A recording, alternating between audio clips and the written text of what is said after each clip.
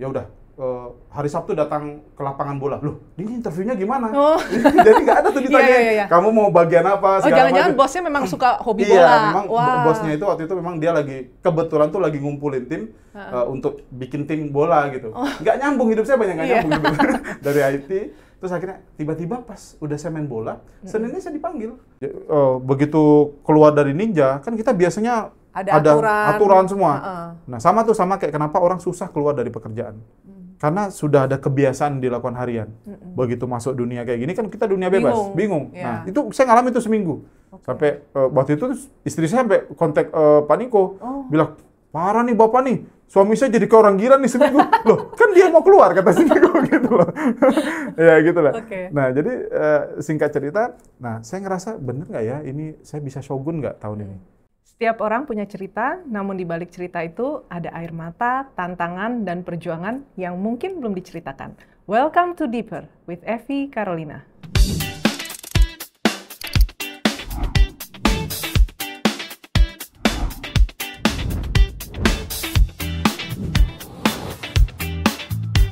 Welcome to Deeper with Evi Carolina. Kembali lagi ke Deeper with Evi Carolina, dan hari ini kita kedatangan sosok yang spesial yang datang jauh-jauh dari Batam, seorang shogun dari Batam. Dan ini aku lihat luar biasa banget karena sebelumnya sempat kerja di kantoran, tapi akhirnya merambah di dunia bisnis, sampai akhirnya mengembangkan tim sampai ke luar negeri. Dan menurutku ini salah satu sosok yang very humble banget, rendah hati banget. Kebetulan kita satu batch waktu Februari kemarin ke Eropa Timur, ya, dan orangnya ini bener-bener nggak pelit berbagi ilmu walaupun beda tim, ya. Jadi kita mau langsung ngobrol-ngobrol aja santai dengan beliau. Kita sambut aja Pak Suadika. Wah, Kak Dika, thank you loh udah sempetin waktu untuk hadir. Ini kebetulan kemarin Kak Siska baru ini ya, apa? Untuk biometrik. Mau ke UK. Wah, ke UK. Pokoknya kita di sini happy banget ya pokoknya ya. 1 tahun berapa kali nih udah jalan-jalannya nih? Iya, ini sebenarnya ini ya, kalau dibilang tuh kita nggak nyangka gitu. Di AFC tuh bisa 2 kali, 3 kali 1 tahun jalan-jalan. Luar biasa pokoknya. Wah, luar biasa. Kebetulan kita kemarin satu batch ya. Iya, betul. Jadi luar biasa banget. Nah, sebelum kita sharing-sharing ya perjalanannya, bahkan saat ini kan Kak Dika udah seorang shogun ya. Itu salah satu rank yang menurut aku nggak mudah. Nah, jadi makanya kita nanti mau denger langsung nih tips-tipsnya bagaimana. Tapi sebelum masuk ke dunia AFC-nya, nih kita mau tanya-tanya dulu. Sebetulnya Pak Dika itu awalnya tuh apakah kerja kantoran atau memang sudah punya bisnis konvensional atau gimana awal-awal? Oke. Jadi sebenarnya kalau ini langsung latar belakang saya masuk network marketing aja ya. Ya, boleh. Karena memang sejujurnya saya itu kan introvert. Terus saya nggak pernah bermimpi untuk jadi pebisnis sebenarnya. Jadi kalau dibilang tuh kebetulan saya kuliah, terus punya cita-cita kerja luar negeri lah. Nah, singkat cerita. Kuliah apa tuh waktu itu? Saya IT. Oh, IT. Saya sebenarnya programmer. Wow. Nah, jadi mirip-mirip kayak Ko Budi juga nih. Oh ya, iya. IT, ya. Mudah-mudahan bisa kayak dia ya. Amin. Iya, doanya kayak ya. gitu. Iya. Karena memang ya itu, saya introvert, saya suka di belakang layar kan. Nah, jadi singkat cerita tuh kalau ini beberapa member tahu sih kisah saya.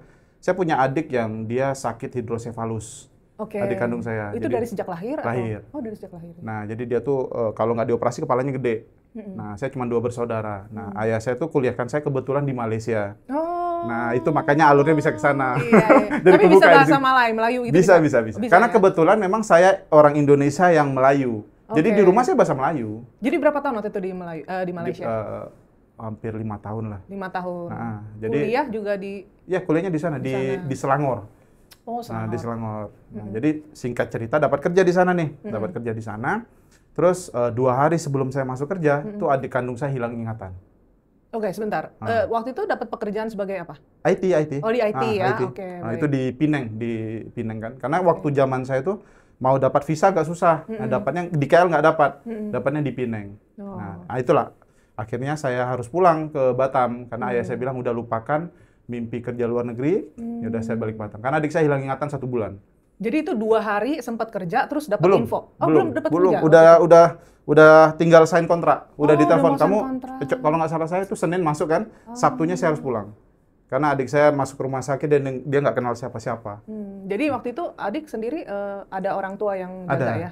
Oke, tiba-tiba hilang ingatan selama 1 bulan lebih. 1 bulan lebih. Nah, jadi racun ginjalnya tuh naik ke atas otak. Jadi adik saya tuh dia nggak bisa rasain. Ini sebenarnya ada efek ke AFC nih, mungkin teman-teman tuh bisa tahu. Jadi adik saya tuh dari lahir tuh nggak bisa rasain rangsangan kencing sama rangsangan BAB. Itu salah satu gejalanya? Ya, salah satu efek. Jadi dia ada 2 penyakitnya. Satu namanya hidrosefalus, ya. Satu lagi spina bifida. Okay. Nah, spina bifida itu di belakang sini tuh dia kayak simpelnya sistem sarafnya rusak. Oke. Nah, ada beberapa jaringan yang dia nggak punya lah, karena bawaan lahir kan. Apakah itu bisa dideteksi waktu masih dalam kandungan atau? Enggak, itu kalau kata ayah saya itu dalam waktu 2 bulan. Jadi kayak tiba-tiba muncul benjolan di belakang sini. Di belakang. Ya. Nah, kirain cuma bisul-bisul biasa, ternyata itu case besar. Nah, itu singkat cerita, akhirnya balik Batam, ya udah lempar-lempar lamaran. Diterima gitu ya? CV. Okay. Jadi dari IT langsung saya diterima di bank. Loh, kok bisa? Iya itu. Nah itu sebenarnya kalau cerita ya panjang loh. Saya kemarin habis ketemu teman. Jadi saya masuk di bank itu, cuman gara-gara itu bosnya, itu ngelihat di CV-nya saya tuh ada main bola. Nggak nyambung sebenarnya. Wow. Karena kan saya IT. Terus tiba-tiba di situ saya taruh tuh, saya pernah ikut kompetisi bola A, B, C, D, segala macam. Disuruh berdiri. Kan saya tingginya agak, ini tonjang lah gitu kan, kurus dulu kan. Jadi dibilang, kamu beneran bisa main bola? Bisa Pak. Ya udah. Hari Sabtu datang ke lapangan bola. Loh, ini interviewnya gimana? Jadi nggak ada tuh ditanyain, kamu mau bagian apa, segala macam. Jangan-jangan bosnya memang suka hobi bola. Iya, memang bosnya itu waktu itu memang dia lagi, kebetulan tuh lagi ngumpulin tim untuk bikin tim bola gitu. Nggak nyambung, hidup saya banyak nggak nyambung gitu. Dari IT, terus akhirnya tiba-tiba pas udah saya main bola, Seninnya saya dipanggil langsung masuk. Langsung main lagi jangan-jangan. Enggak, memang pas Sabtu main bola. Oke. Seninnya langsung diterima kerja. Dilihat dulu mungkin skillnya seperti apa gitu kan ya. Nggak nyambung kan. Oke. Itu ada hubungannya, maksud saya ada hubungannya, kadang hidup kita nggak tahu arahnya kemana. Betul, setuju. Nah, ya udah, jadi akhirnya saya kerja di bank. Nah, itu di bagian?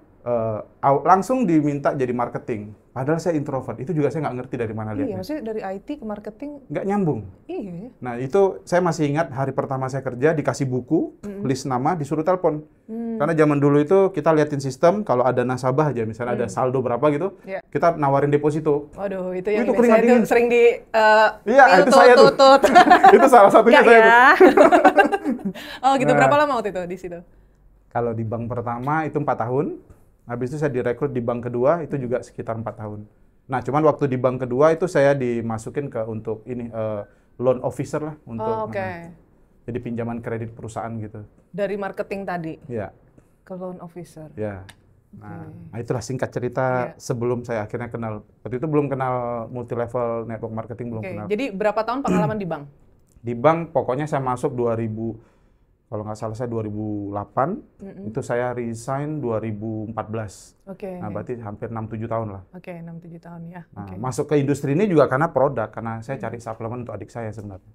Jadi langsung dari awal berhenti dari resign dari bank itu, apa yang tadi kau lakukan? Langsung gabung di network marketing atau gimana? Iya, jadi intinya tuh gini, mungkin saya percaya jalan hidup kan ditentukan sama Allah ya, Tuhan ya. Betul. Nah, jadi 2013 adik saya udah mulai nggak bisa jalan. Nah, kita depresi karena ayah saya kan gini, sebenarnya pasien hidrosefalus itu dia diprediksi umurnya cuma sampai 20 tahun.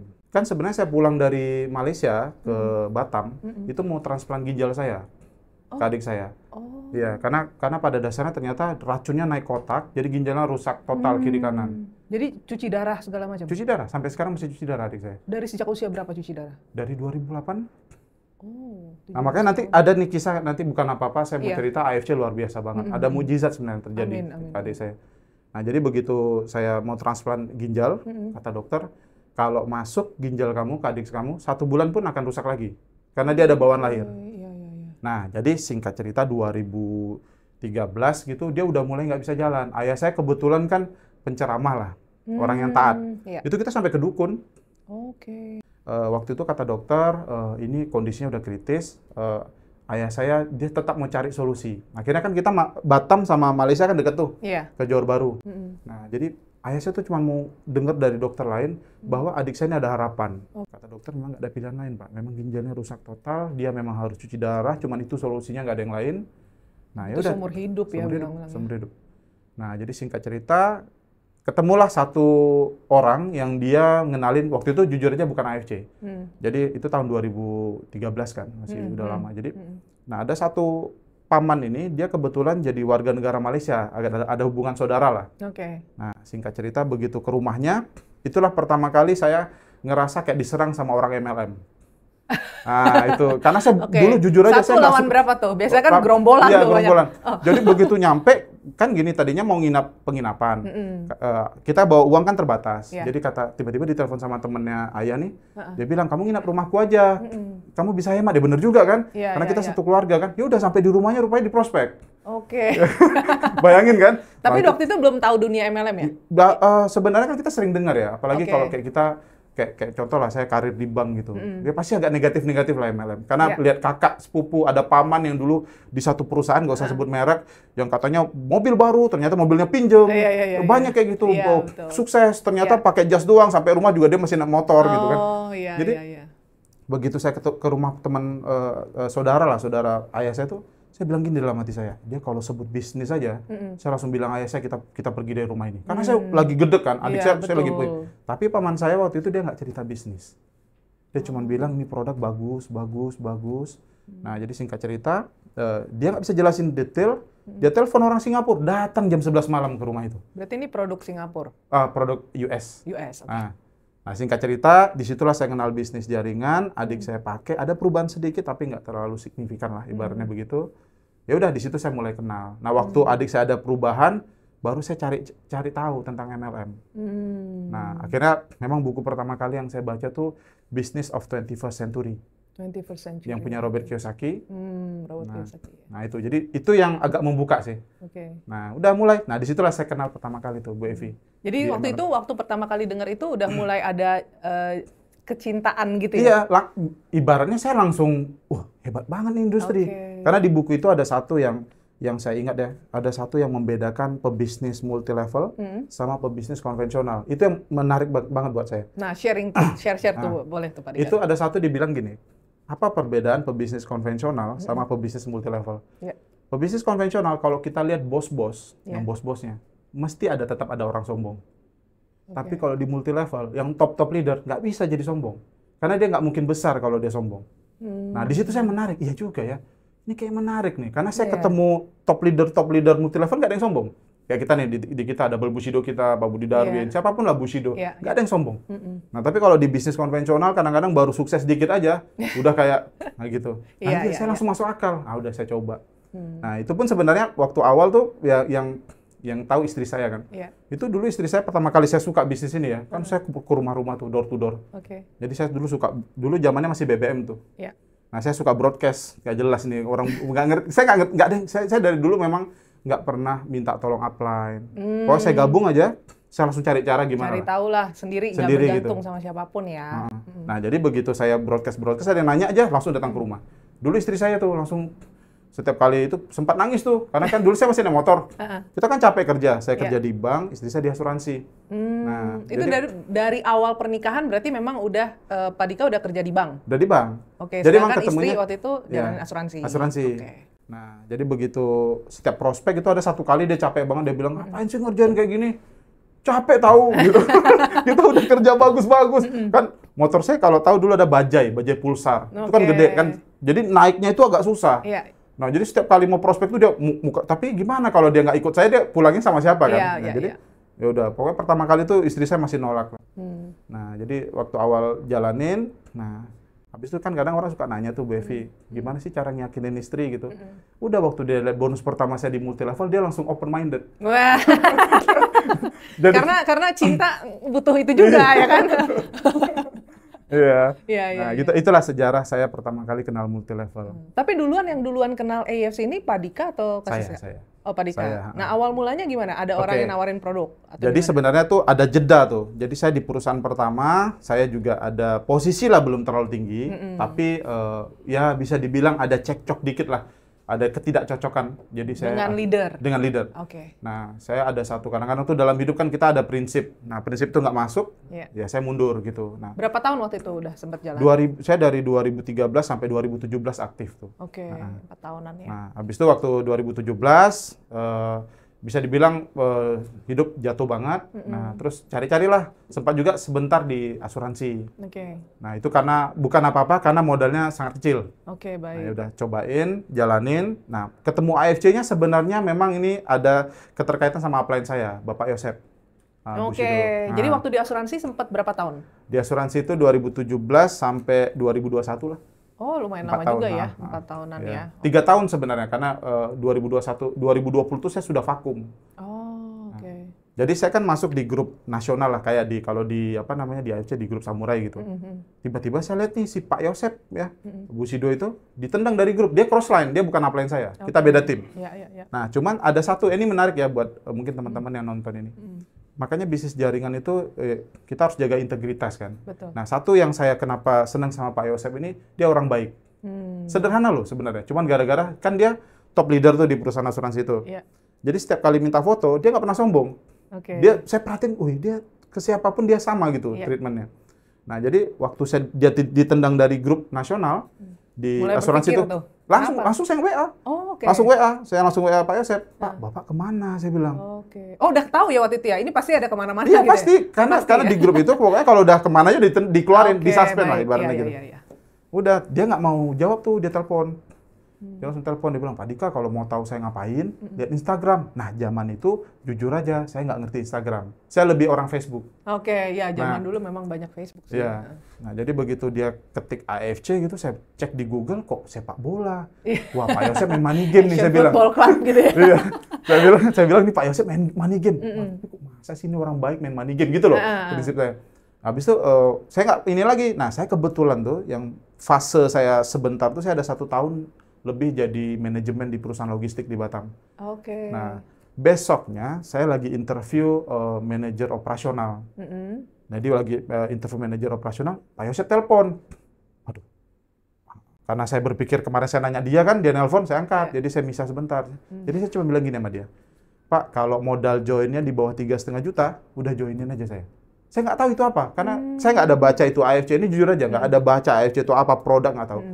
Tapi kok bisa langsung keluar 3,5 juta di bawah 3,5 juta? Karena uang saya cuma 3,5 juta waktu itu. Memang waktu itu, baik. Ya, jadi di rekening saya itu ada 3,5 juta. Nah, ini cerita sedikit, jadi curcol ya. Iya. Saya adalah di sini tempat curcol. Oh iya.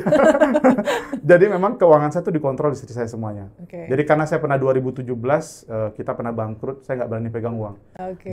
Jadi saya ngerasa 3,5 juta ini bisa dipakai. Buat perputaran. Perputaran gitu. Nah, jadi saya ngomong Pak Yosep gitu, iya Pak, kebetulan tuh waktu 2021 tuh 3,4 joinnya. Nah, masih Utsukushi biasa, Subarashi biasa. Jadi kata Pak Yosep, iya Pak, joinnya 3,4. Ya udah Pak, saya soalnya lagi meeting Pak, saya bilang, apa yang perlu dibutuhkan? Udah, dia kasihlah email apa semua kan, saya kirim. Terus dia ada satu kalimat yang bikin saya terdiam. Pak, tapi produknya inden ya Pak? Langsung saya tepuk jidat. Aduh, ini udah duitnya cuma 3. Karena saya udah di perusahaan yang pertama tuh saya sampai sekarang jujurnya nggak disuspend. Ya di perusahaan yang pertama. Karena saya pengguna produknya kan. Nah, jadi singkat cerita saya bilang kalau saya harus jalanin bisnis produk, kenapa harus saya pindah? Nah gitu. Tapi ya sudahlah. Ya udah transfer duit kan.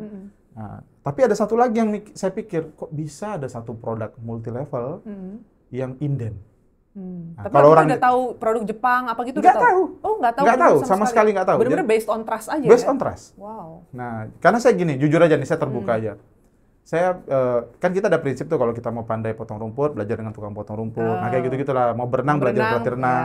Nah, mau sukses ikut orang sukses. Nah, saya berpikir satu aja. Ini dulu sukses di asuransi.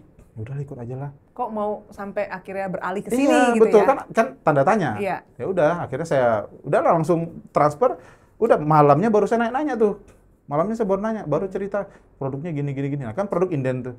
Nah, jadi anehnya tuh gini, ya itu tadi, makanya Pak Budi Darun pernah bilang sama saya, Dika, kamu kan testimoninya Asam Urat.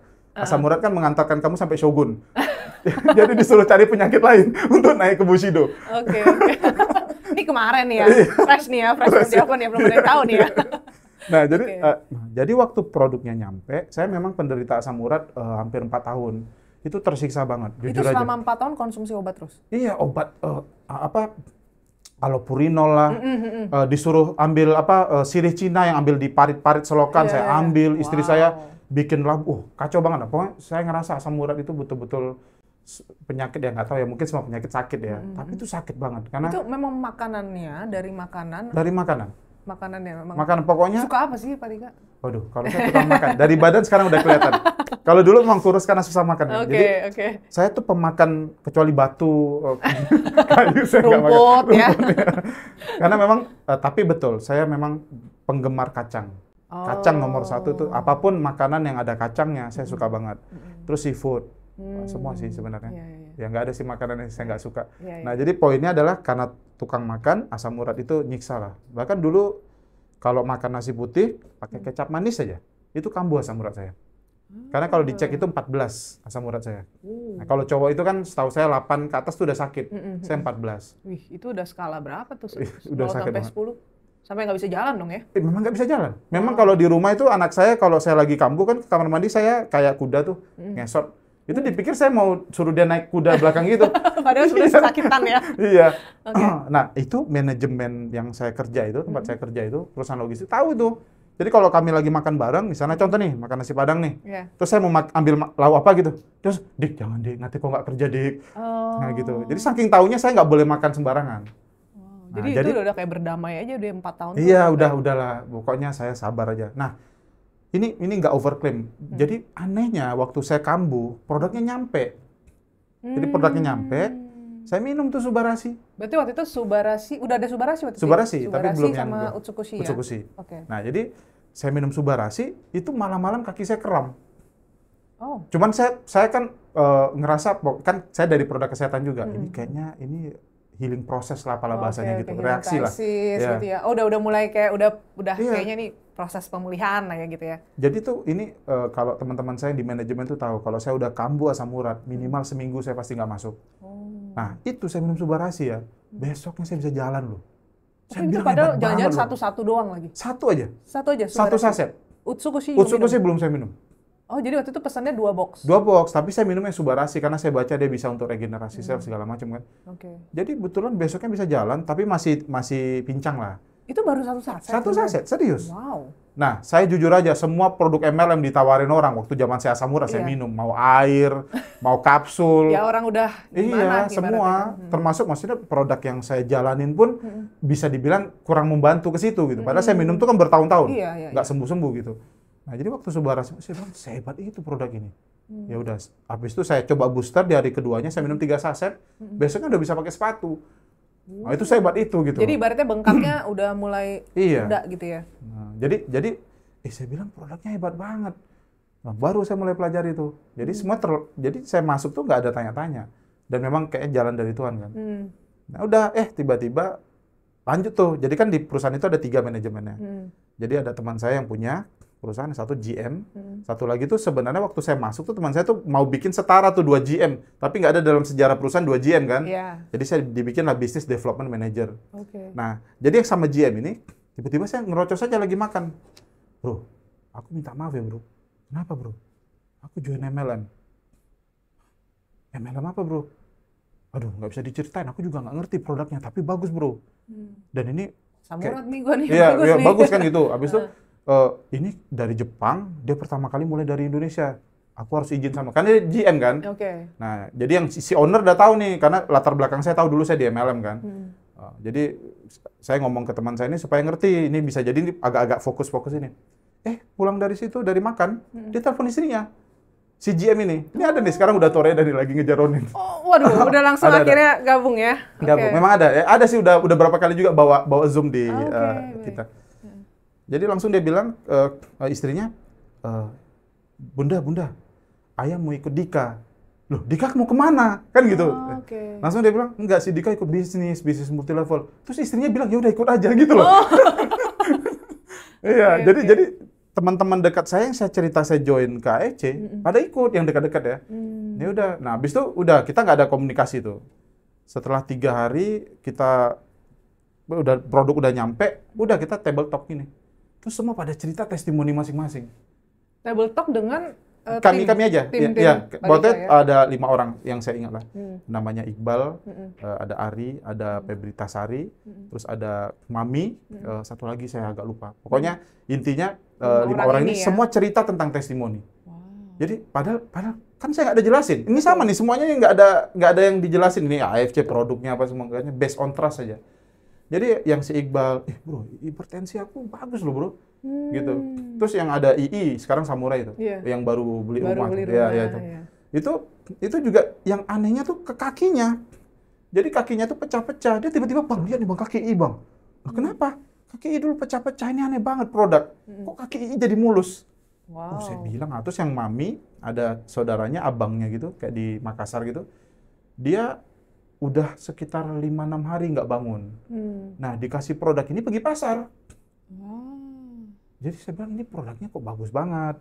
Ini penting ya sih, karena kan banyak teman-teman tuh cuman fokus di, misalkan ada beberapa yang fokus di bisnisnya. Sebetulnya kalau benar-benar kita mengalami manfaat dari produk itu membuat kita tuh jadi lebih confident juga untuk, karena memang produknya berbicara gitu ya. Produknya memang bagus banget. Bukan gini, saya selalu bilang gitu, nggak ada obat dewa dalam hidup ini. Tetapi yang saya tahu bahwa AFC, saya suka bikin gitu. Dari 10 yang kita kasih, bisa 7-8 loh yang reaksinya positif. Sementara di perusahaan saya sebelumnya, itu kita kasih 10, anggaplah dapat 5. Tapi prosesnya panjang banget. Dan ini waktunya lumayan singkat ya? Walaupun memang kan disaranin terapi minimal 6 bulan. 6 bulan. Tapi memang perbaikannya signifikan. Nah itu yang saya mungkin Allah itu tunjukin jalan. Ini loh, kamu ada satu produk bagus banget. Nah itu saya belum kasih ke adik saya tuh. Nah tapi gini, waktu itu kan udah minum baru Subarashi. Pak Dika kan beli Subah sama Utsu. Nah Utsu nih diminum siapa nih? Istri? Ya jadi Utsu itu memang saya kan gini, kan namanya sotoy kan. Saya kan tipikalnya saya gitu. Saya tipikalnya tuh nggak nanya upline, jalan sendiri. Ya udah Subarashi saya minum, Utsu-kusnya kasih istri. Nah, tapi istri waktu itu setuju-setuju aja ya? Nggak gabung. Istri saya itu kalau di sistem, nah ini fakta ya. Istri saya tuh nggak direct saya. Loh? Kalau buka sistem saya tunjukin deh. Saya ada 1 orang, baru istri saya. Oh maksudnya as in positioning ya? Iya positioning. Gitu. Jadi bahkan istri saya, kenapa? Istrinya juga udah capek sama bisnis produk MLM produk gitu. Dia lagi usaha, lagi jaya-jayanya pula tuh. Dia usaha seafood namanya Gonggong.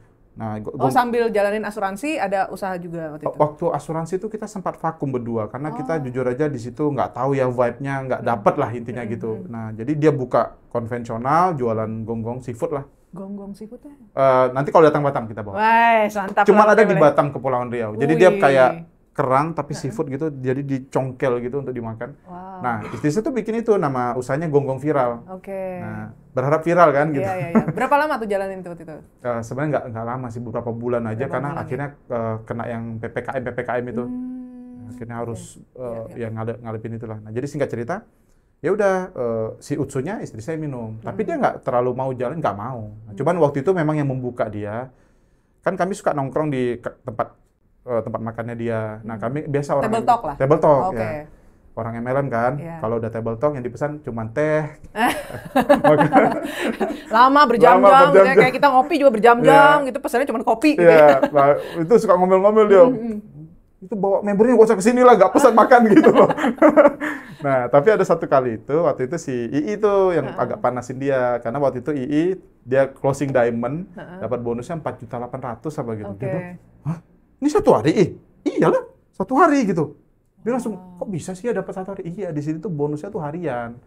Ya, di perusahaan saya sebelumnya, dulu itu bonus tuh bulanan. Betul. Nah, jadi makanya waktu dia lihat itu dia agak kebuka dikit lah. Nah, mulai baru pelan-pelan kebuka, barulah dia join. Berapa lama setelah Pak Dika gabung?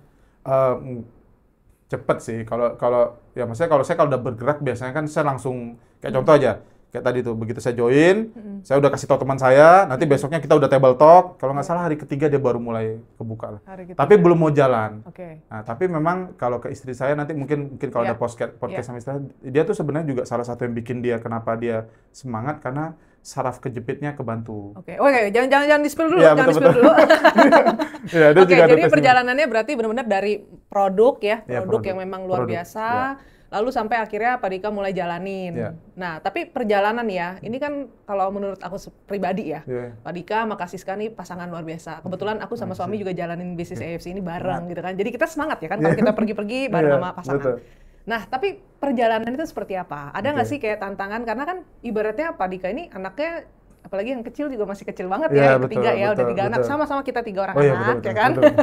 Nah, itu gimana tuh bagi waktunya antara bisnis, apakah ya apalagi Pak Dika juga ada roadshow dan segala macam, itu awal mulanya susah nggak sih penyesuaian untuk jalanin bisnis bareng pasangan gitu? Oke, sebenarnya sih kalau dibilang susah nggak ada di dunia ini yang gampang ya. Itu kita percaya. Cuman kalau saya sama istri itu selalu yang paling penting komunikasi. Itu nomor satu. Karena pada dasarnya kita udah satukan dulu nih. Karena waktu awal-awal kita sudah sepakat bahwa saya kan anak pertama, istri saya anak pertama. Jadi kita udah sepakat bahwa dari awal nikah tuh saya udah bilang gini, kita mau berantem, mau apa, masalah lain nggak apa-apa. Tapi masalah duit saya nggak mau. Makanya dari awal tuh saya paling nggak suka bahas duit.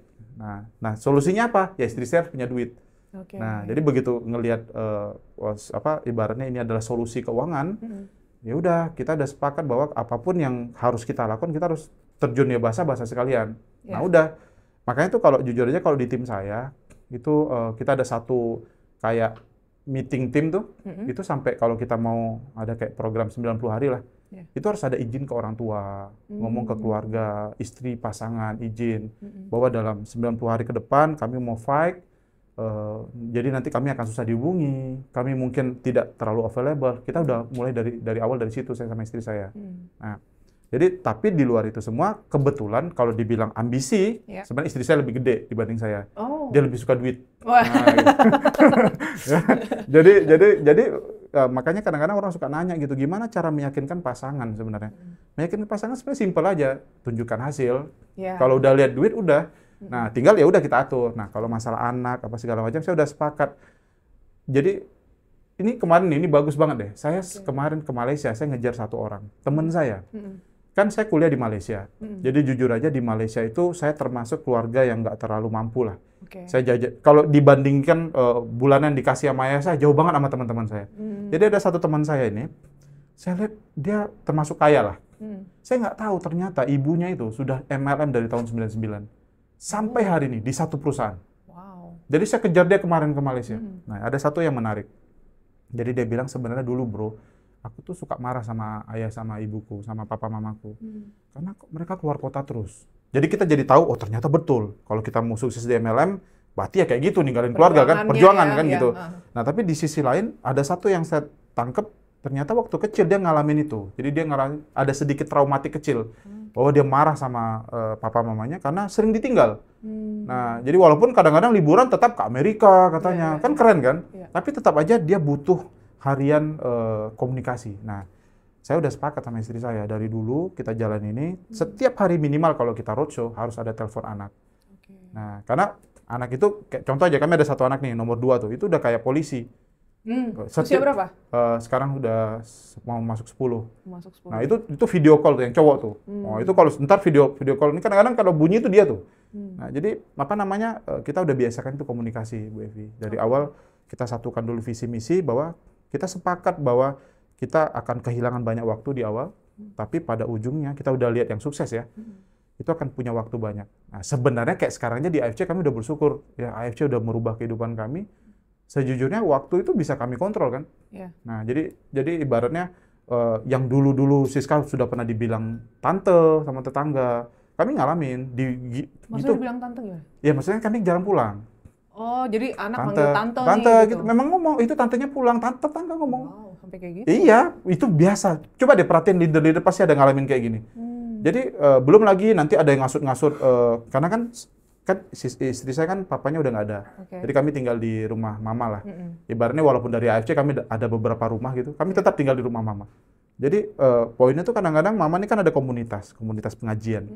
Itu kadang-kadang ada yang nusuk-nusuk tuh. Dari luar dari lah luar. ya, pengaruh dari luar ya. Nah, tapi ya, kita bersyukur karena setiap kali apapun yang kami kerjain, termasuk roadshow, itu orang tua semua tahu.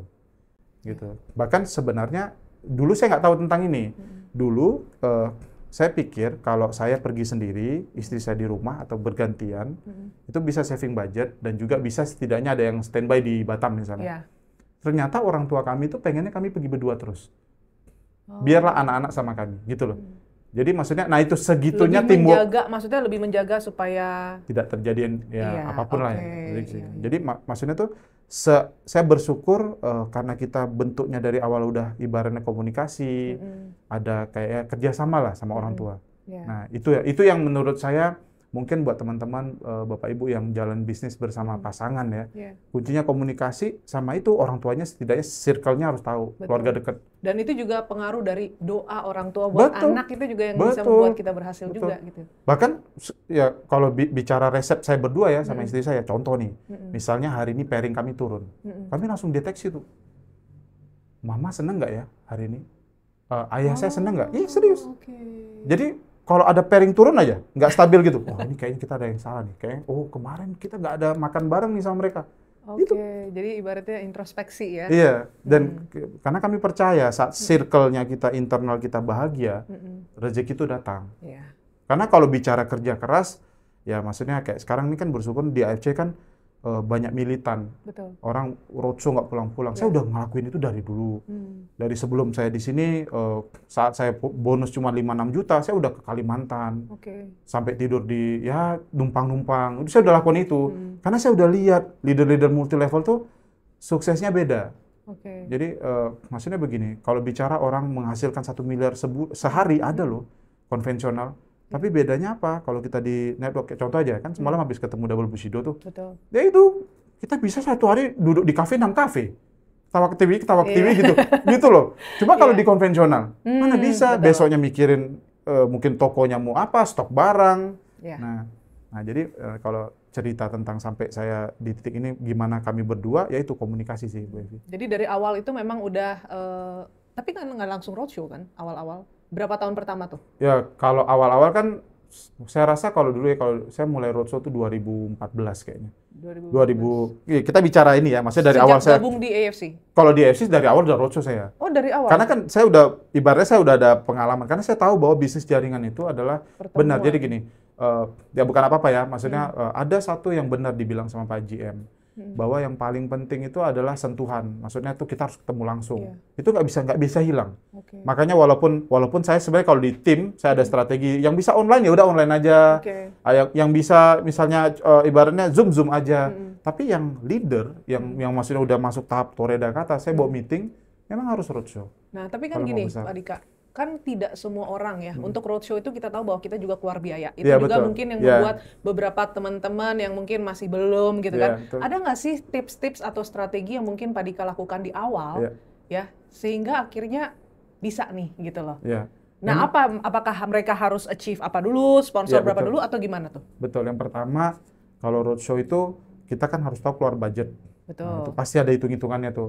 Nah terus mau datang ke daerah, pasti harus ngomong kayak gitu. Makanya saya punya, ya betul sih kalau strategi kayak gitu. Contohnya ada yang satu minta saya datang ke kotanya. Saya kan nggak mungkin kalau udah 10.000 orang, misalkan masing-masing minta datang, pasti kan apa tuh, dilihat dari sisi mananya nih gitu. Nah kalau saya gini, ada satu yang saya respect ya sama Pak GM, ada satu ilmu yang saya dapat, dulu saya nggak punya. Bahwa dulu saya lihat member itu dari rajinnya. Rajin, jadi kalau rajin kita datang. Kalau rajin kita datang. Rajin dinilai dari apa? Prospek, kelihatan fotonya. Nah, sebenarnya kalau kita bicara roadshow, kita kan keluar budget. Jadi kalau mau lihat dia punya layak atau nggak layak kita datang, dia harus ada result di dianya. Contoh, jadi kalau misalnya ada member nih dia minta saya datang, contoh kayak kemarin ke Bandung, dia minta datang, saya bilang oke, dari hari ini sampai 1-2 bulan ke depan saya minta 25 pairing. Kalau dia bukti terdapat 25 pairing, saya datang. Ternyata achieve ya, udah saya datang gitu. Kalau nggak achieve ya dia nggak bisa nuntut dong. Nah, why 25 tapi? Tergantung, itu bukan harus 25. Lihat dari orangnya gitu ya. Karena ini orang, karena udah misal udah 2 tahun. Wah ini kalau dia bisa 25, berarti dia effort. Kalau dia ya 2 bulan cuma dapat 10, dia nggak effort. Atau kalau saya taruh 50 terlalu berlebihan misalnya. Nah ternyata 2 bulan 25 pairing dia achieve, wah berarti dia effort. Karena dia effort ya saya datang. Gitu. Jadi itu 1-2 orang juga? Iya. Wow. Karena pada dasarnya kalau orang yang betul-betul ada result, menurut saya ya, dia pasti ada orang. Minimal customer. Walaupun kadang-kadang ya kayak contoh, ada nih sebenarnya saya suka ngomong juga, kadang-kadang saya suka sentil-sentil ke Pak GM lah, itu ada Bu Suryani ya di Padang, bukan apa-apa, itu memang salah satu inspirasi di tim saya. Dia cuma penjual kue, besarin anak 3 orang, rumahnya kecil, nggak ada kamar gitu, jadi dia numpang di rumah saudara keluarga besar. Itu bisa dibilang waktu pertama kali join juga nggak ada uang, dan dia adalah orang yang paling nggak beruntung di timnya istri saya, karena dia join atas dasar modal orang lain. Orang lain itu nggak aktif, jadi nggak ada spillover, nol spillover, kiri kanan dia kerjain. Sekarang barusan Ronin tuh, kemarin Wow. nangis-nangis. Berapa tahun? 4 tahun sih. 4 tahun ya. Tapi kan itu yang kita mau lihat, 4 Yes. tahun bertahan Ronin. Ya. Nah, tapi poinnya adalah dia pernah minta saya ke Padang karena saya tahu dia bergerak. Dan saya tahu kondisi ini. Itu saya datang ya, satu orang pun nggak ada yang datang. Dia datang ke saya, dia sampai netes air matanya, dia bilang, Pak Dika, II minta maaf. II udah undang Pak Dika, nggak ada yang datang. Saya bilang, saya nggak peduli orang lain, Bu. Yang penting Saya Kak, ibu yang datang. yes. Saya bilang kayak gitu. Habis itu dia terus, dan ini bukan orang muda kan, ngajarinnya nggak mudah. Sekarang dia ada di TikTok, Wow. ada Suryani II namanya. Oke. Nah, itu salah satu pejuang yang jujur aja kami dari nol tuh bangunnya. Nah, tapi poinnya adalah itu, ini kan beda case. Ya. Ini saya tahu dia betul-betul berjuang, ibaratnya ilmu pengetahuan nggak tinggi. Terus dia juga belum ada pairing waktu itu, tapi tetap datang. Maksudnya juga bukan berarti 100% harus langsung 25 pairing. Iya. Lihat orangnya gitu, Iya. Bevi. Nah, Oke. gitu. Jadi memang di bisnis ini tuh akhirnya jam terbang menentukan sih. Jadi Kita lihat bisa- results juga ya dari mereka, terus Ya. apalagi mungkin. Ya itu etos kerjanya. Oke. Sama ya udah, habis itu kan kita awal-awal kita harus akui kita nggak ada duit. Oke. Jadi kalau saya roadshow awal-awal belum ada bonus besar, saya harus ngomong terus terang, boleh nggak saya numpang rumah kamu? Dulu tuh dari gitu. Ya, karena Nanti dari Toreda juga Pak Dika udah roadshow atau Udah mulai roadshow. samurai? enggak, Toreda sudah Dari roadshow. Toreda. Dari dulu udah roadshow. Secara keuangan gimana? Enggak, Ada kalau budget kalau masuk ke AFC kan sudah ada uang dikit-dikit lah. Oke. Nah, kalau sejarah saya mulai start kan kita bicara nih dari orang yang mungkin nol. Iya. Nah, ya harus ngomong terus terang sama membernya. Oke. Bahwa kamu bawa berapapun saya ngomong, saya presentasi, terus juga selalu kalau roadshow saya minta jadwal dulu. Nggak mau datang baru minta jadwal. Ya. Nah, karena kita nggak mau datang sana, saya selalu bilang, saya nggak ada kegiatan, saya pasti balik, saya pasti pulang. Karena saya homesick, saya suka main sama anak saya. Saya memang kayak gitu, begitu kosong aja, udah saya aduh, mau pulang gitu. Nah itu jadi supaya efektif juga lah ya. Iya. Ya. Makanya saya nggak akan datang roadshow ke satu kota kalau nggak ada jadwal. Dia bilang, Pak, nanti Bapak capek? Enggak, pokoknya bikin jadwal. Jadi suruh mereka yang bikin jadwal Bikin ya. jadwal. Oke. Ketemu dengan siapa, table Iya. talk di mana, segala macam. Oke, nah ini kan sampai Pak Dika sampai akhirnya udah di level Shogun. Iya. Nah itu kan juga pasti nggak mudah, Iya, ya kan? betul. Nah itu awal-awal tantangannya gimana tuh yang akhirnya bisa sampai akhirnya bisa di tahap Shogun tuh gimana? Ya betul. Jujur aja, hampir setiap hari kali saya ngomong sama istri saya. Kita nggak nyangka ya hidup kita sampai di titik ini. Iya. Memang belum dari ini saya merinding nih. Iya. Shogun itu udah luar biasa banget. Ya maksudnya kami orang kampung, bonus ratusan juta tiap bulan. Akhir tahun istri saya akan senyum-senyum, annual rank masuk. Iya. Ya. Jadi untuk ke sana itu pasti ya nggak ada yang gampang lah, Mbak Bevi. Pasti dalam bisnis jaringan itu yang paling rumit itu sebenarnya bukan closing, bukan jualan, ngurus manusianya. Iya, bangun Karena timnya bangun lah ya. timnya. Nah, ini juga saya bersyukur, saya harus akui, saya dapat ilmu jaringan ini dari guru besar saya di perusahaan pertama saya. Itu orang yang ngajarin tentang bahwa hidup itu ya kita harus bersyukur. Nah, ada satu teori yang dia kasih gambaran ke saya bahwa kalau kamu mau besar dalam bisnis ini, kamu harus terus berjalan. Kebanyakan orang berhenti karena kecewa. Oke. Nah, oke. Jadi dia bilang gini, kecewa sama syukur itu nggak bisa duduk dalam satu ruangan. Nah, itu salah satu motivasi yang menurut saya ilmu yang nggak bisa saya lupakan. Karena kalau kamu bersyukur, itu kecewa dia sedang di luar ruangan. Tapi kalau kamu kecewa, berarti si syukur lagi di luar. Artinya kalau kamu mau besar dalam bisnis jaringan, kamu harus bisa bersyukur. Jadi biar kecewa nggak pernah mampir. Oke. Nah, jadi untuk pergi ke Shogun ini tadi, yaitu tantangan paling besarnya gini. Nggak mungkin nih kita mau naik kelas nggak ada ujian. Betul. Nah, langsung ujiannya datang semua. Malah kita jadi lebih bisa menghargai ketika kita Ya. di titik itu karena kita udah ngelewatin proses ini kan Betul. dibanding langsung hebat gitu kadang kita wah bingung nih kalau Betul. sampai kenapa-napa. Oke. Nah, kalau di AFC sendiri teknikal kan semua mau saya kerjain, termasuk saya kan masuk ke Ninja. Nah, itu Ninja Elite. gimana tuh? Coba deh. Ini kan sesuatu yang akademi yang Iya. langsung oleh Iya. GM kita Iya, gitu betul. kan yang nggak Iya, mudah, yang betul. penuh dengan air mata, setahu saya Iya, juga ya. betul. Gimana tuh, Oke. Pak Rika? Jadi waktu itu? memang itulah tadi ya. Saya selalu percaya apa yang kita pikir, apa yang kita rasa, apa yang kita ucap semua adalah doa. Jadi alam tuh ibaratnya menjawab lah. Saya dimasukin di invite di Ninja. Jadi di udah itu berarti sesudah jadi Shogun. belum, masih samurai. Oh. Samurainya belum stabil lagi. Maksudnya Oke. pada dasarnya cuman biasa-biasa gitu. Saya nggak bisa pungkiri itu kayak saya bilang, oh ya ini dia tiket masuk ke Shogunnya. Saya dijadiin ninja. Di Ninja saya tidak selesai kan Oke. gitu. Nah, Tapi jadi di awal-awal udah tahu belum sih kalau di Ninja tuh bakalan tantangannya luar biasa, benar-benar keras dan segala macam didikannya. Kalau dengar-dengar ya tahu ada, gitu ya? karena kan saya ada sempat juga ketemu ninja-ninja yang lain kan, Oke. mereka udah dengar-dengar gitu isu-isunya saya mau diundang di Ninja. Nah, jadi pada dasarnya tuh ada satu yang mungkin ya ini bukan saya ngeluh atau alasan ya, kehidupan saya agak berbeda dengan orang lain karena saya punya adik yang tidak sempurna. Oke. Nah, jadi dalam perjalanan 2 bulan saya di Ninja, waktu itu ada satu kondisi yang memang akhirnya membuat kayaknya tubuh saya pun nggak sanggup gitu. Jadi adik saya harus dicek ya, karena dia kan butuh treatment khusus. Dia kan sampai sekarang masih cuci darah. Terus dia juga bisa dibilang kan nggak ada pacar, nggak ada teman. Nah, sampai sejujurnya nih kadang-kadang saya sendiri aja, istri saya lah yang paling sabar lah. Jadi saya itu kadang-kadang ya abangnya juga, kakaknya juga, kadang kayak pacarnya. Jadi kalau misalnya dia pada satu sisi dia nggak bisa hubungin saya, itu memang bisa drop. Nah, singkat cerita, waktu saya di Ninja, saya lakukan semua nih. Tiba-tiba satu waktu itu memang saya sakit. Sakit mungkin pikiran semua kan. Terus tiba-tiba ayah saya juga lagi kurang bagus lah. Nah, jadi berkumpulnya masalah itu di tengah jalan saya di Ninja, saya harus ya akhirnya minta izin. Nah, jadi memang jujur aja di Ninja Elite tuh saya terima kasih sama Pak Niko. Itu salah satu gini, orang suka tanya sama saya, ini biar teman-teman pada tahu. Gak ada resep khusus sukses di MLM tuh gak ada. Semua adalah permainan angka yang kita kerjain konsisten, nanti dia tiba-tiba muncul tuh. Kita kan nggak pernah tahu kapan, berapa lama, yang penting kita terus jalan aja. Betul. Gitu ya. Karena kan di Ninja Elite itu sebenarnya formulanya adalah satu, kamu fight betul-betul, kamu konsisten, itu akan muncul tiba-tiba gitu kan, kayak apapun itu ya, mau online mau offline apapun. kan. Nah, jadi sebenarnya ya ini pula yang kita bersyukur bahwa di AFC ada GM seperti ini yang cukup bisa dibilang ya disiplin, ya kita tahu kadang-kadang keras banget gitu ya.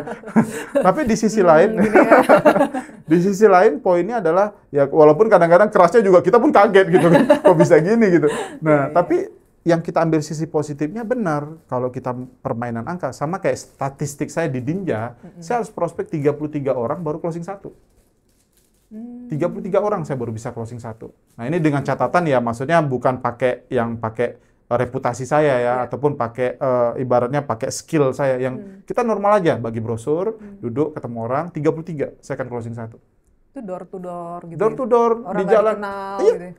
Itu tiap hari tuh jadi dulu. Nah, jadi kalau di Ninja kan memang ada kayak minggu neraka, bulan neraka gitu ya. Nah, jadi kalau di minggu neraka itu pokoknya satu hari kita wajib prospek 10. Nah, jadi udah prospek 10, itu harus foto, lapor ke Pak GM semua segala macam. Itu orang nggak dikenal, mayoritas. Nah, karena pada dasarnya kadang-kadang yang orang dikenal ada, tapi kan kita kan orang dikenal terbatas. Nah, kita belajar ke call market juga, misalnya kita memang prospek. Nah, jadi saya ketemu statistik saya. Statistik saya itu pokoknya 33 orang baru closing 1. Dan itu juga nggak mudah, karena di awal-awal waktu Pak Dika masuk Ninja itu, Siska udah di batch yang sama nggak? Enggak, beda-beda. Kita beda batch ya. Oke, Beda. oke. Makanya Makanya saya mikir nih, kalau kalau batch bersamaan gimana tuh malah anaknya bisa, kan? nggak bisa. Nggak bisa, pasti nggak bisa. Oke. Ya, jadi Siska di batch berikutnya. Nah, jadi balik lagi masalah Shogun tadi, coba bayangin, saya 2 bulan, saya gagal di Ninja, kasarnya gitu. Saya mengundurkan diri, tapi ya gagal lah kasarnya kan. Jadi, tapi ya gitu, itu kayak orang putus cinta loh. Begitu keluar dari Ninja, kan kita biasanya ada aturan semua. Nah, sama kayak kenapa orang susah keluar dari pekerjaan. Karena sudah ada kebiasaan dilakukan harian. Begitu masuk dunia kayak gini kan kita dunia bebas, bingung. Nah, itu saya ngalamin itu seminggu. Sampai waktu itu istri saya sampai kontak Pak Niko, bilang, "Parah nih Bapak nih, suami saya jadi kayak orang gila nih seminggu." Loh, kan dia mau keluar kata seminggu gitu loh. Ya gitu lah. Nah, jadi singkat cerita, saya ngerasa bener nggak ya ini saya bisa Shogun nggak tahun ini. Nah, itu sebenarnya tuh kalau dihitung pairing ya, jujur aja. Pairing itu memungkinkan nggak sih waktu itu? Nggak memungkinkan. Nggak memungkinkan. Jadi itu terus gimana tuh akhirnya Nah, bisa? ini yang saya lakukan. Saya ketemu Dokter Yudi, saya ketemu Ko Yohanes. Ibaratnya recharge energi. Iya, saya cari nih apa ya solusinya, karena ini mentok nih. Karena semua ilmu udah dikasih, cara udah dikasih gitu. Oke, yang ini ya strateginya ini, beda-beda nih. Ya udah saya kerjain semuanya yang dibilang sama mereka. Jadi ada yang bilang, ya mungkin ya bikin kamu harus lebih intens sama tim, saya buat. Kamu juga harus bikin personal prospect, ya maksudnya bikin untuk ini kan direct sponsor. Karena kan saya lemah di direct sponsor. Dan pada faktanya nih, saya aslinya dulu tuh pernah dimarahin karena waktu saya samurai, saya cuma sponsor 10 doang. Dan itu saya diomelin sama Pak Niko. Iya, walaupun waktu Pak Niko bilang, tapi heran juga ya, kok bisa 10, kok bisa samurai. Iya. Makanya kita nggak ada ilmu pasti juga di sini. Nggak ada. Nah, saya kan dimarahin tuh bangkit lagi waktu Pak Niko tanya bonus saya. Waktu itu bonus 50 juta. 50 juta kan udah gede bagi saya. Kami orang daerah 50 juta kan gede banget. Terus dia bilang, wah udah kayak gini berhenti aja nih, ngapain 50 juta ngerjain AFC gitu. Nah, tapi waktu perjalanan ke Shogun itu, ya itu tadi, saya kerja sama istri saya, ibaratnya betul-betul tuh semua yang disaranin leader saya buat. Nah, tapi ya jadi. Tapi itu betul-betul sebenarnya pairing nggak masuk akal. Bisa sampai di Shogun. Waktu tahun lalu ya. Dari mana tuh? Tapi dari tim ya? Apakah Ya, karena timnya dibangun terus ya, dengan betul. roadshow atau? Ya itu gila-gilaan sih. Maksudnya itu pasti melibatkan budget, melibatkan waktu, ya kurang tidur, segala macam, berantem-berantem dikit, pasti ada, itu pasti. Nah, tapi itu tadi saya selalu percaya. Contoh nih kayak ya saya terbuka aja kayak tahun ini saya bisa dibilang tuh tidak terlalu fight ke daimyo lah ibaratnya gitu. Ya jadinya nggak jadi gitu loh. Jadi kalau kita sudah dari statement dari awal, kalau kita mau fight memang betul-betul kerjain dari awal tuh. Udah ada ibaratnya nih bulan berapa bulan pertama Iya, apa betul, gitu kan yang betul, biasa Pak Niko kasih tahu ya. Betul. Oke. Nah itu. Jadi intinya tapi betul teman-teman ya Bapak Ibu, AFC luar biasa banget. Sebenarnya bukan tentang saya Shogun sebenarnya. Melihat perubahan member-member, hidupnya lebih baik. Belum lagi kami belajar bahwa oh ternyata kalau ada duit di sini simpan emas misalnya gitu. Itu lihat member-member pada pakai emas. Itu happy banget. Dan bukan cuma itu aja sih, di sini juga diajarin bagaimana kita mengelola keuangan dengan baik. Iya, itu yang skill yang aku rasa wah. Benar. Karena kan banyak ya, bukan dari orang-orang yang memang udah kayak misalkan saya ibu rumah tangga gitu kan, kita nggak paham tuh begitu-gitu ya kan. Tapi gak usah jauh-jauh, gak usah Bu Evi saya aja, jujur aja, di AFC tuh betul-betul bisa punya uang loh. Ini saya terbuka ya, saya di perusahaan pertama itu peringkatnya lumayan. Jadi memang belum top juga, selalu tengah-tengah nyangkut gitu. Tapi itu saya hampir di semua kantor di perusahaan itu, saya ada ruang VIP.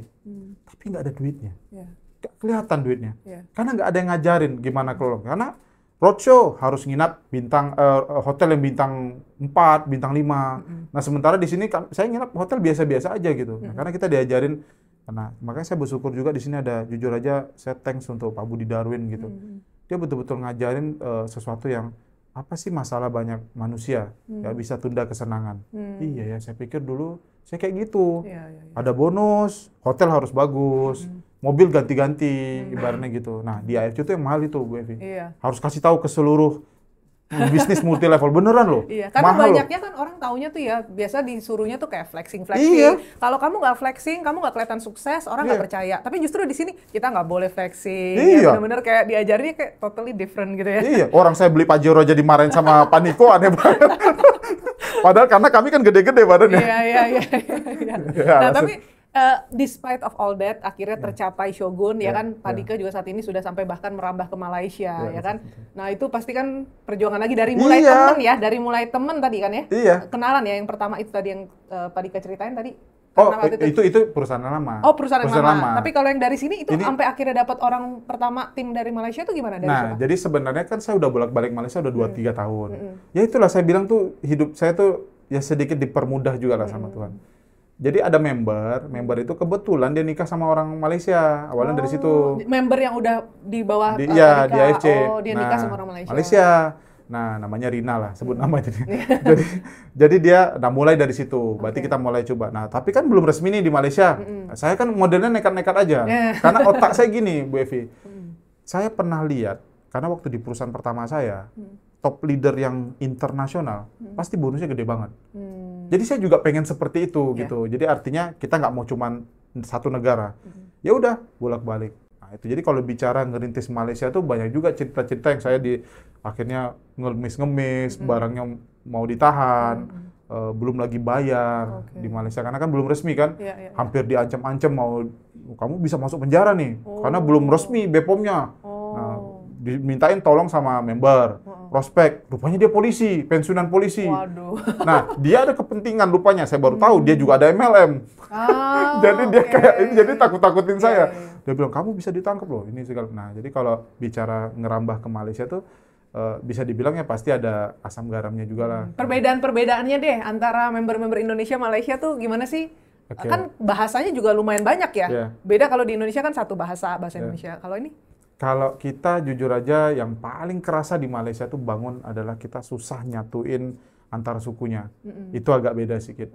Kalau kita bersyukur nih sedikit banyak ya bahasa Indonesia kan bahasa nasional lah. Walaupun Bhinneka Tunggal Ika iya, ya. mau ketemu ibaratnya mau yang apa namanya dari ujung kulon, yang ibarat dari rambut keriting, rambut lurus semua bisa bahasa Indonesia. Ya ibaratnya saya kan juga di AFC udah roadshow sampai ke NTT segala macam kan. Bahkan di NTT sendiri orang lokalnya tuh ya bahasa Indonesia gitu loh. Sangat bisa bahasa Indonesia. Nah, di Malaysia problemnya cuma di situ. Jadi kadang-kadang bahasa. Nah, saya kebetulan yang besar tuh bukan memang dia jalan yang tim saya yang orang Indonesia yang nikah sama orang Malaysia ini dia jalan.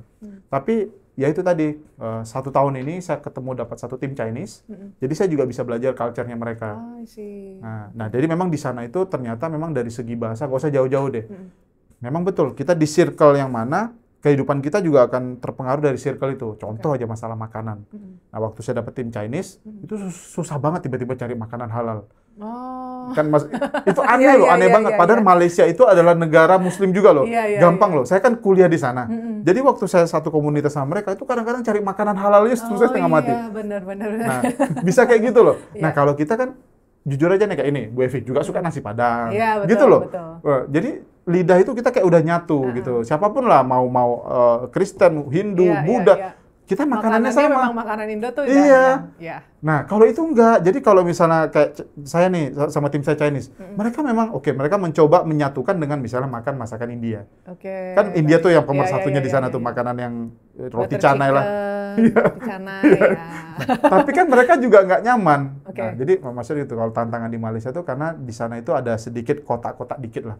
Nah, tapi bukan berarti jadi ibarat jadi halangan. Ya saya kalau misalnya ternyata saya di tempat makan nggak ada tempat halal, saya mau nggak mau saya harus misah dari mereka, pergi McD kayak pergi KFC misalnya. Nah, karena pada dasarnya ya itu tadi kalau yang lain-lain sih nggak ada sih. Kalau sifat saya percaya bahwa di setiap negara pasti ada yang baik, ada yang buruk. Nah, saya kebetulan dapat tim yang bagus lah di Malaysia. Walaupun mereka Chinese community, terus bahkan saya bawa adik saya kan saya bawa testimoni tuh. Oh iya tadi adik saya tuh, nah ini ya, singkat aja. Adik saya tuh sekarang bisa rasain rangsangan kencing sama rangsangan BAB loh. Setelah berapa lama konsumsi? 4 tahun. 4 tahun ya. Jadi penderita hidrosefalus udah berapa tahun? Dari lahir. Dari lahir. Dia kena spina bifida nggak pernah rasakan rangsangan kencing loh. Jadi adik saya tuh dia kalau harus 4 jam tuh pakai kateter. Ya ini yang saya akhirnya bawa dia. Walaupun adik saya tuh secara stamina fisik nggak kuat nggak kayak kita gitu. Jadi sekarang itu dia ada rasa tuh. Kalau dia mau pipis, mau BAB, nah itu. Itu konsumsi produk Subarashi. Jadi adik saya tuh cuma sebentar aja dalam 3 bulan yang saya pakai Utsu sama Suba, sisanya tuh sampai sekarang tuh Subarashi doang. Dulu konsumsi berapa? 3 bulan pertama itu? Subanya berapa? Utsu berapa? Saya normal aja, Suba karena satu. Jadi kalau kayak adik saya, ayah saya dulu kan sholat pakai kursi, nah sekarang juga udah enggak. Nah, jadi emang kami satu keluarga ngerasain. Nah jadi balik lagi tuh, nah adik saya bawa ke sana kan, saya bawa home sharing lah, home party lah, ibaratnya kayak table talk gitu. Ya itu tim Chinese saya tuh malah ngasih hadiah ke adik saya gitu. Nah itu, saya bilang ya nggak seperti digambarkan orang sih. Nah yang kalau kayak gini nggak cocok, ini nggak cocok, ini orang ini nggak bagus. Enggak kok, saya tim Chinese saya, ini aja nanti saya roadshow kan ke Malaysia kan, kita udah nanti mau ke Sarawak apa semua. Dan itu pun dengan apa ya mungkin ya Tuhan tuh baik ya. Dia kasih saya tim tuh yang pengertian gitu, bahwa kita nginap di hotel yang biasa-biasa aja, patungan. Walaupun dia tahu saya Shogun. Nah gitu. Jadi bukan malah mereka lebih senang supaya saya mungkin ya bisa datang sering gitu. Jadi nggak membebani. Paling ya kita sebagai leader yang ada redemption, ya kita bawa lah barang ke sana. Tapi kalau untuk sebenarnya kalau itu sama aja sih Bu Evi. Dimanapun daerah, cuman bedanya bahasa aja. Tantangan di bahasa. Wow, keren. Jadi sekarang adik masih konsumsi Subarashi berapa saset? 1 saset? 1 saset setiap hari. Untuk ini ya, luar biasa sih. Tapi ya tapi sedikit ya sebelum kita berakhir ya Pak Dika. Aku kan kemarin kan sempat kita satu batch ya. Kan Pak Dika kan kayak suka dengan sepatu ya. Oh iya. Iya nggak sih? Iya, kalau itu ya. Ada beli buat papa kalau nggak salah ya, bener nggak? Anak ya saya beli. Emang demen atau gimana sih? Jadi ini tapi alhamdulillah udah sembuh sih. Oh maksudnya sembuh gimana nih? Kayak penyakit aja? Enggak, beneran. Oh jadi beneran hobi banget gitu? Jadi itu saya dulu kalau lihat sepatu, itu kayak lihat perempuan. Waduh. Maksudnya tuh deg-degan. Gitu loh kalau jadi kalau nggak dimiliki gimana gitu? Iya gitu. Tapi parah banget. Iya, jadi karena dari kecil, maksudnya tuh ya dari kecil gitu, saya kan sepatunya jelek gitu. Terus jujur kalau kehidupan masa kecil saya, makanya saya kerja keras karena saya nggak mau anak saya ngalamin yang sama kan. Saya dapat uang jajan itu waktu saya udah kelas 5 SD. Banyaklah kerjaan yang saya kerjain dari kecil, bantu ibu kantin bawa makanan. Terus nah, jadi waktu saya ada duit, kan saya suka sepatu. Nah, alhamdulillah istri saya juga baik hati, suka menabung dia, sama suka ngambil konnichiwa kan. Gitu. Jadi selama ini nggak pernah dipermasalahkan ya? Nggak pernah. Jadi gimana tuh tips apa tuh? Apa tuh? Mungkin teman-teman di sini kan kalau beli lagi gitu. Atau mungkin karena sepatu ya, bukan kayak mobil. Iya, jauh juga sih. Tapi intinya mungkin tapi ya ini maksudnya saya bersyukur saya dapat istri. Saya juga nggak akan sampai di sini kalau istri saya nggak hebat kan. Nggak, itu beneran. Kalau mungkin istrinya bukan ya Ibu Siska gitu, nggak akan bisa sampai di titik ini. Dia ternyata setelah saya juga bingung gitu, kok dia kasih gitu kan. Ternyata dia bilang pada satu saat pasti ayah akan bosan. Iya, saya akhirnya sembuh dari penyakit itu. Dulu ya, setiap lihat toko sepatu, itu beneran saya deg-degan loh. Aneh banget loh. Jadi di rumah tuh sepatu saya banyak. Sampai mertua saya bilang, jangan buka gudang itu. Nanti kalian ketularan. Isinya sepatu. Nah, jadi ya, walaupun sebenarnya saya sepatunya juga, saya nggak menitik beratkan harus baru. Kadang-kadang saya lihat ada thrifting bagus, itu saya datangin. Nanti saya cek, itu bisa 1 jam tuh cuma ngecek, asli nggak ya, kayak gitu. Nah, jadi kalau untuk sepatu memang, ya waktu di Eropa dia masih ada sisa-sisa dikit, kalau sekarang udah sembuh. Mantap. Oke, jadi untuk untuk terakhir nih ya Pak Dika ya, bagaimana sih kehadiran AFC dalam hidup Pak Dika dan Kak Siska? Transformasi apa yang saat ini sudah dialami? Jadi memang kalau saya bilang sih, AFC itu luar biasa ya. Saya selalu bilang sama istri saya, yang harus kita lakukan berdua adalah doa supaya AFC ini betul-betul long life. Yes, amin. Memang itu aja. Karena pada dasarnya gini, kalau dibilang semua perusahaan MLM mirip-mirip aja. Tapi di sini komplit, Bu Evi. Saya harus bilang nih, buat teman-teman yang nonton podcast ini, AFC itu komplit. Saya udah ada di perusahaan pertama, saya pernah juga di perusahaan asuransi yang sistemnya juga jaringan. Oke, semua perusahaan akan bilang produknya bagus, manajemennya bagus. Tapi saya belum pernah ketemu yang komplit. Komplit tuh gini, satu, produknya bagus. Beneran bagus loh. Kalau yang lain juga akan bilang bagus. Terus ada lagi, manajemennya bagus. Betul, itu yang jarang jarang didapetin banget zaman ya. sekarang. Di sini kayak tim-timnya ya, maksudnya ya dari Pak GM, ada founder kita ya, yang suara-suara kita sering dengar, Pak Angga, Pak Alden, Pak Greg. Jujur aja, saya harus sebut nama. Teman-teman yang bantu produk, itu luar biasa banget loh. Karena saya pernah saya bisa bikin pembanding. Jadi manajemen bagus. Terus marketing plan-nya simple. Betul. Nggak bisa dimanipulasi. Bisa dicapai juga. Bisa dicapai. Bisa dijelasin. Itu paling penting. Kadang ada bisnis ya, multi level. Bilang gini-gini, nanti suruh leadernya jelasin. Nggak bisa jelasin. Jadi AFC itu dibikin marketing plan sangat simple, sehingga bisa dimengerti. Jadi ibaratnya keringat kita nggak akan ditipu. Nah, terus bicara support system. Sudahlah kita kadang-kadang dalam internal kita ada support system, kantor coba loh. Kadang hari libur aja tetap ada Zoom loh. Itu hebat banget loh. Senin, Rabu, ya kan? Gila loh, Sabtu, itu hebat ya? banget loh. Itu makanya thank you banget kita sama AFC. Terus yang kelima, memang saya bilang momentum ini yang mahal. Coba bayangin ya teman-teman, selama ini ya bukan apa-apa. Indonesia kalau untuk perusahaan internasional ya, di bisnis multi level, seringnya di bawah. Ini agak kebalik. Ya, kita bersyukur, oke, perusahaan dari Jepang. Jepang yang ibaratnya pabriknya segala macam. Tapi kan mulai bisnis jaringan dari Indonesia. Ya, betul. Nah, jadi sampai bisa kembangin bahkan sampai keluar negeri ya. Iya. Biasanya Indonesia udah negara-negara keberapa gitu ya. Iya, betul. Jadi, nah itu tadi. Jadi saya bilang AFC itu merubah kehidupan saya gimana? Ngefek banget. Karena ibaratnya gini, kita kerja keras, tapi kerja keras kan harus di tempat yang tepat. Betul. Nah, jadi kalau dibilang saya pribadi sama istri saya tuh, jujur aja, kalau bicara perubahan tuh, ya nggak bisa nggak bisa. Saya sendiri sebagai orang daerah ya nggak usah lah jauh-jauh. Sekarang kami makan, nggak pernah lagi lihat sebelah kanan, harga gitu. Itu kan dulu yang dibilang sama mentor saya. Dia bilang, kamu kalau udah pergi restoran, makan, nggak lihat list sebelah kanan, berarti kamu sudah lumayan sukses. Nah itu udah kayak gitu, jadi iya ya, baru sadar gitu. Ya udah kalau mau makan pesen aja gitu. Terus kayak ini tiba-tiba bulan depan, walaupun dengan berat hati, saya kan nggak begitu suka Korea. Anak saya kan nomor 1 ini gila sama Korea. Debat dulu sama istri saya, cewek. Akhirnya beli tiket konser Korea. Saya sampai bilang sama anak saya, nah ini cuma sekali ya seumur hidup, cuman kamu pengalaman. Ini tiket kamu beli 1 bulan gaji orang kerja, saya bilang. Jadi maksudnya tuh segitunya AFC merubah kehidupan kami. Ibaratnya cuman nonton konser harga 1 bulan gaji kita beli gitu loh. Nah, tapi bukan itu aja Bapak Ibu teman-teman. AFC itu bukan sekedar itu. Bapak Ibu akan lihat satu orang dari sakit jadi sembuh, itu bahagianya beda. Betul. Dari bawah, kakak sepupu saya namanya Kak Ima, dia jalanin AFC pertama kali seumur hidupnya, akhirnya bisa bikin baju seragam hari raya Lebaran. Sampai nangis satu keluarga. Seumur hidup, sudah tua, umurnya 55 tahun ke atas gitu, 50 ke atas lah. Intinya tiba-tiba dia bilang, Kak, ini impian kakak dari dulu. Bikin baju, cuman baju seragam loh, sekecil itu. Dimana mungkin saya beli sepatu sebanyak itu gitu kan. Dia cuman baju itu, nah itu yang mahal gitu. Betul. Nah Bu Yii yang tadi saya bilang di Padang, anaknya 3, 2 orang nggak kuliah, Bu Evi. Ini yang ketiga kuliah, uangnya full AFC. Sampai Siska tuh marahin, ibu harus beli motor baru. Saking dia untuk anaknya semua. Nah, itu saya sampai merinding. Jadi Bapak Ibu ya, AFC tuh gini, minimal kalau Bapak Ibu belum gabung di AFC ya, itu cari tahu ya. Coba dulu, karena pada dasarnya memang dulu saya juga negatif sama bisnis seperti ini. Dari sistem jaringan ini, terutama ini kemarin saya ketemu juga jadi masalah. Bahwa orang kenapa sih kadang-kadang agak negatif nih sama kita AFC. Karena terutama untuk sistem multilevel yang unilevel, Matahari.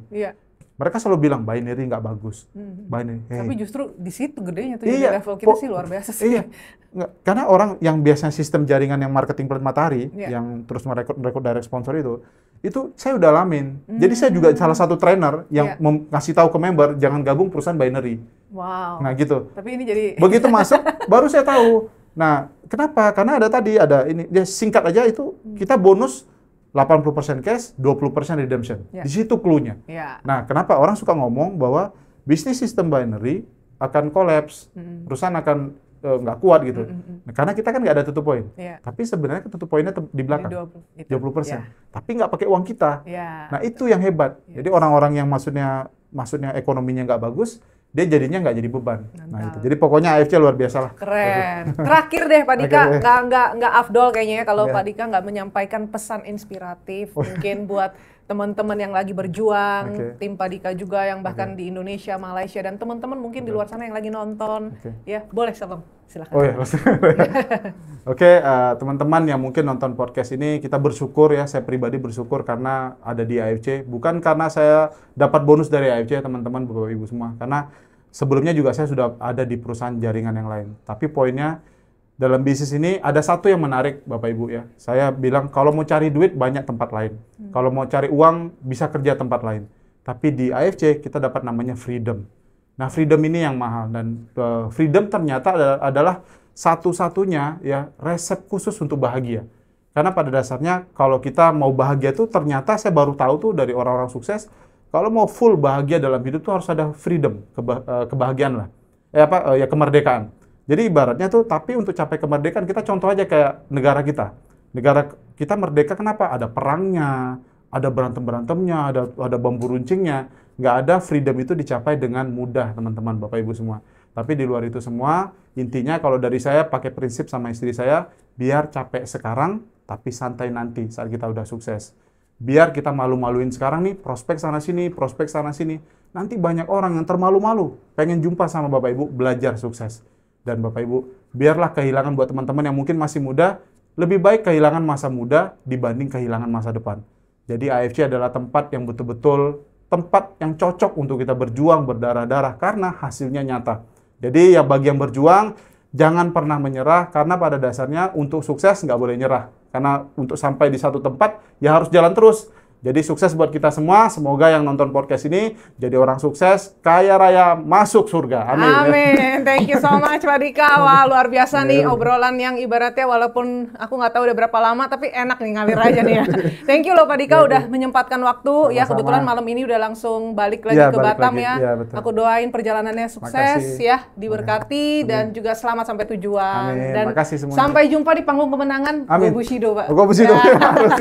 Oke, terima kasih buat teman-teman yang nonton podcast ini. Semoga kisah dari Pak Dika mengajarkan kita, memberikan kita inspirasi dan semangat untuk terus maju, karena saya percaya satu pencapaian besar juga dimulai dari keputusan untuk berani memulai ya perjuangan yang dimana kita lakukan terus, kesetiaan untuk terus maju meski menghadapi tantangan. Sampai jumpa di episode selanjutnya. Saya Evi Carolina. Bye bye.